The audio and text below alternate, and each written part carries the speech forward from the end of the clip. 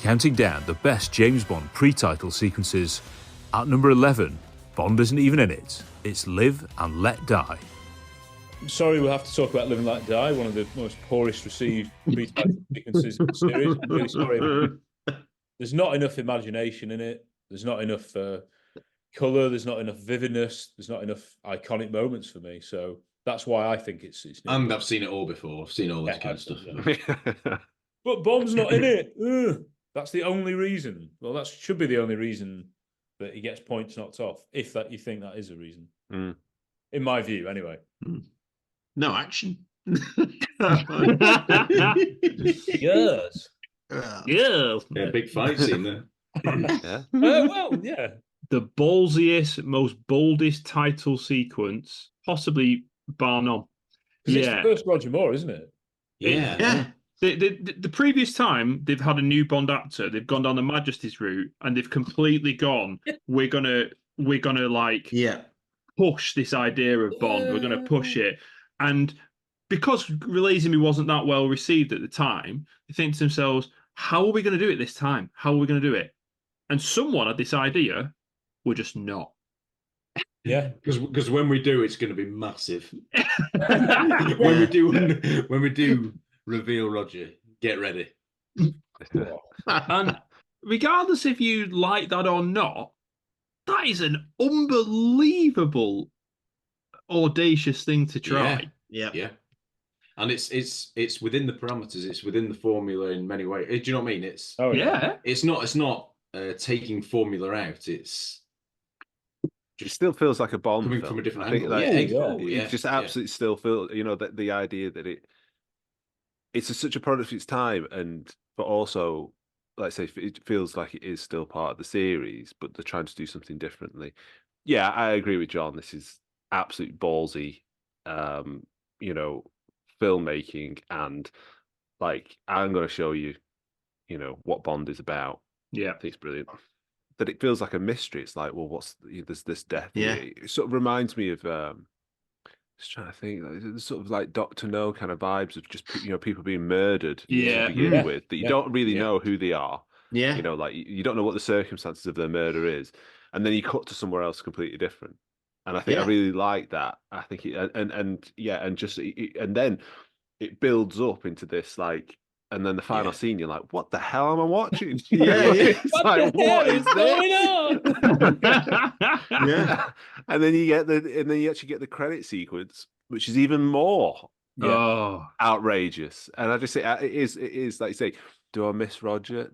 No, because I know he's going to be coming, so to speak. But I think is he?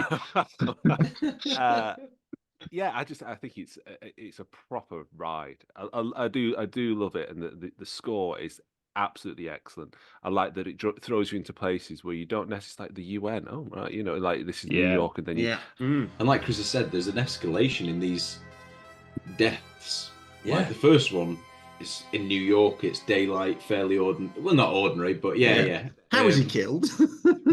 By noise. Deafened to death.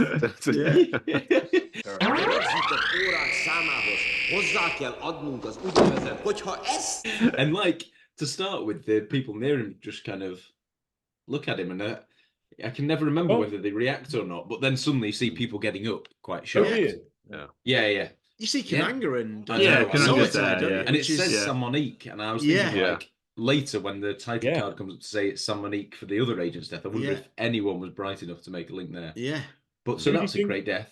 The New Orleans stuff, like Chris has said, like I know, such a different pace to and everything to the first bit. Yeah, exactly. We've never seen. God. This is it's all a talking point enough as it is. Like Chris has said, a funeral where crying to like. But like dancing as you cry, and then like stepping, Yeah.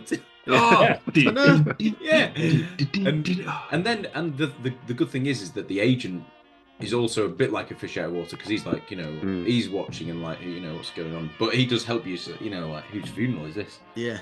I know exactly, and this it freaks you out that this unsuspecting tiny guy, old actor or musician, music. Trumpet player on the soundtrack. And it's quite, you see the blade and you see it disappear into his body. Yeah. Whose funeral is it? Yours.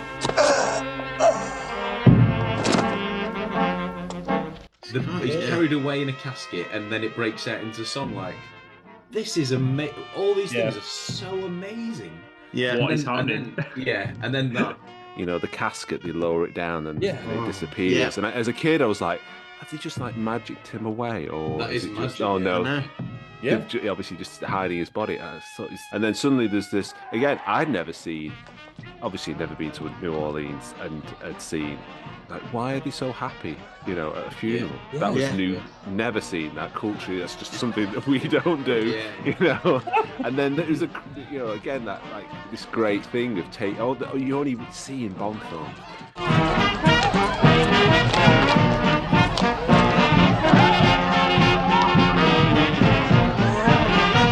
And then you go into sort of Temple of Doom kind of territory where you've got rituals and snakes and... Really scary as a kid. Yeah, it is. But, I mean, the intrigue that it sets up is absolutely unbelievable. Yeah. And then you think... either, as well. It's just... No one's explaining anything. Just bits of dialogue. And when you barely a line of dialogue in that. Like I've admitted recently, Again, it's another thing, that I didn't quite clock. I thought the snake doesn't get him and he just faints. Because it just goes near him.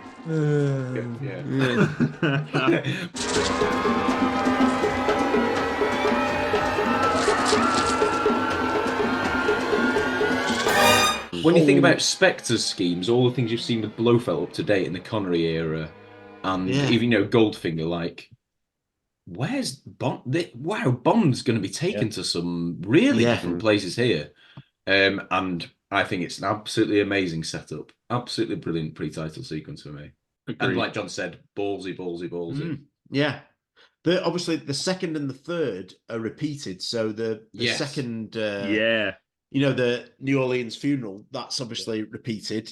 It's really it's seriously horror, the snake thing, and the guy with the goat's head, and even absolutely. The green and yellow snake is whilst it is so Bondian, I think it does live outside Bond world as well, in terms of that I could be in the pub with a mate and he could just say, what's that film that starts with a funeral procession in New Orleans, and then it turns to dancing? It's like those images are so ingrained in. I think they're ingrained beyond a Bond world into more like a cinema kind of world. I agree.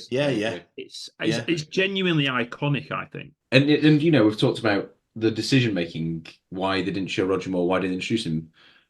One of the big reasons is because the story comes first. It's not about Roger Moore. Yeah, true. This is the mission. This is the story. Yeah. It's setting up, it's creating the world, and that's the whole point, is that then Bond actually enters it, and then is like, it is sort of fish out of water, isn't it? More than any of the Bond films. But I like the idea of that. Of like, you open up and it's like, right, where are we? What's happening? There's that sense of you're sort of disoriented and like don't quite know what's going to happen. It's all going to come to a head, and it's all going in the right direction. It's not, that these are all unrelated. And also, there's I suppose there's a confidence by then. Everything was sort of back on track in terms of, after Diamonds, and it was like, all right, okay, well, we've got control of the formula, so we're probably confident enough just to mess with it just enough because we've got a new Bond. And also, like, Roger had been touted to play that role for like ever. So it was like, oh, we know, people will know what to expect when he's on screen. And to be honest with you, it pretty much is the most perfect Roger entrance, is it? Him in bed. It does link to the vibe of the song that's coming as well. Like, can you imagine if after this pre-title sequence it was Nobody Does It Better? Like, well, what? No, you're right. It's a great point. It's a great point. Or even they know what they're setting up. A slower, more traditional ballad or whatever. It might not. But going into a really exciting song, really sets it up. It's the crescendo as it builds up to the song.